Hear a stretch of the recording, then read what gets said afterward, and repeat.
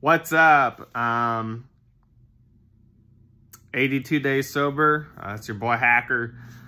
June 27th, 2024. Woke up grumpy, depressed, just kind of bleh.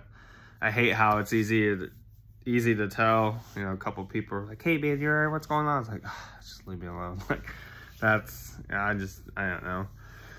Just stressing, you know, financially and stuff, and I don't know, just same kind of mindset and habits, basically. So I gotta work on that, change that, stay busy, stay productive, get at it, put the work in, you know. Okay, you're sober now, let's, you know, got sober, it's time to put the work in to better yourself and, you know, maintain sobriety. So, you know, today's topic was a two-parter. We had getting organized and assessing relationships.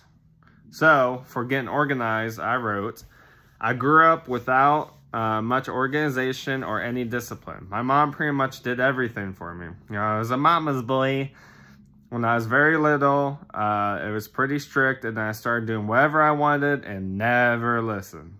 I pretty much walked all over my mom. My sister is the same way. We both got, but we both never got along. It was very destructive and self-destructive. I didn't grow up with a dad. I wasn't close to my mom's family at all. I always felt left out and abandoned. Never felt part of a family or good enough for anything or anyone. I grew up living a reckless, careless lifestyle. Obviously, that hasn't changed.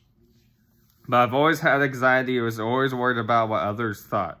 I was so back and forth on being quiet and shy and then very loud and obnoxious. I could never keep a routine on a consistent level. I would for a little bit, but once I got thrown off, I'd go off the rails and, you know, go crazy. I couldn't keep structure, discipline, or do the right things or make the right choices. I've always been very lazy and have loved doing nothing. I wouldn't clean my room, but I'd maintain it in a way that I wanted it. You know, I have plastic everything to avoid dishes. I didn't learn how to use an oven or do laundry until I was 21. And I had to YouTube it and call me mommy. I'm basically just on autopilot, doing the basics and going through the motions. You know, I zone out all the time. You know, I'm just here, like, still stuck in that, making a little progress, but, you know, I gotta learn patience, you know. So that's what I wrote for organized. Then, assessing relationships. I wrote, I've always had problems with maintaining relationships. I tend to push everyone away eventually. Family, friends, girlfriends. I've always chose my addiction over people. I'd rather play a game of beer pong than go have sex. That's how it was. Now I choose I'd rather lay in bed, do nothing than do that. You know, I tend to get tired of people. Then I'd relapse and isolate myself for a while.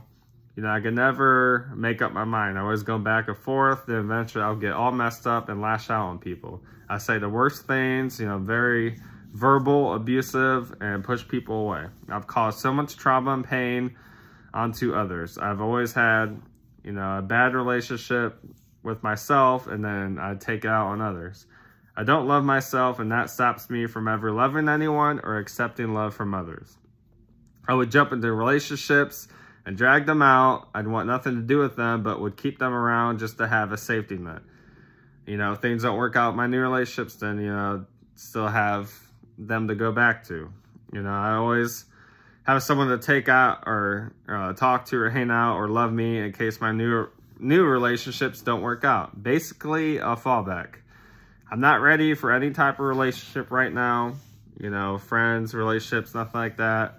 I want to be consistent, stable, and be the best version of myself before I jump into anything. I don't want to get hurt or hurt others because of my selfish actions. Bless you. Thank you. Sorry. Excuse me. I don't want to get hurt yet. Okay, I reset. And for my selfish actions, the only way I want to be selfish is by bettering myself and being in recovery.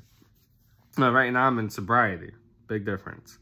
I want to love myself, have a steady mental aspect, be mentally stable, and finally be happy. I learned quickly that I'm not ready for anything right now. I got to put in the work and take it step by step. You know, I got to put in the work. You know, I got to be patient, fully commit, and take this serious. It's one thing to get sober, but I got to put in the work to stay sober, and I will. I will.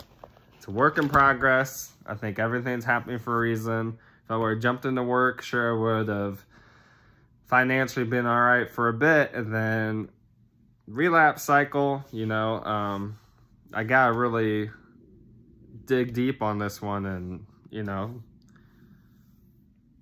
put in the work, do the steps, you know, not ready for stuff like that. So yeah, but that's today.